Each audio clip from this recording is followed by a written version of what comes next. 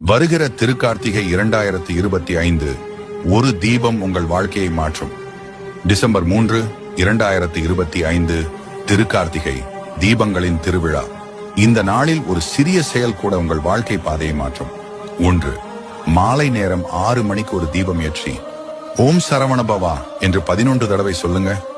இந்த தீபம் சொல்றது இருள் நீங்கும், தடைகள் குறையும், உங்கள் வாழ்க்கைக்கு வெளிச்சம் வரும் என்பதுதான். சிறப்பு பலன்: வீட்டில் அமைதி, மனக்குழப்பம், தீர்வு, தொழில், வியாபாரத்தில் முன்னேற்றம். 2. முருகனுக்கு சிவப்பு பூ ஒரு மலர் இருந்தா போதும். வேல் வேல்னு 3 தடவை சொல்லுங்க. இதுக்கு கிடைக்கிற அருள் விரைவான வெற்றி. 3. தீபம் வீட்டு வாசலிலோ பக்கத்து ஆலயத்திலோ வைத்தாலே போதும். தேங்காயில தீபம் எரித்தாலும் மிகப்பெரிய புண்ணியம்.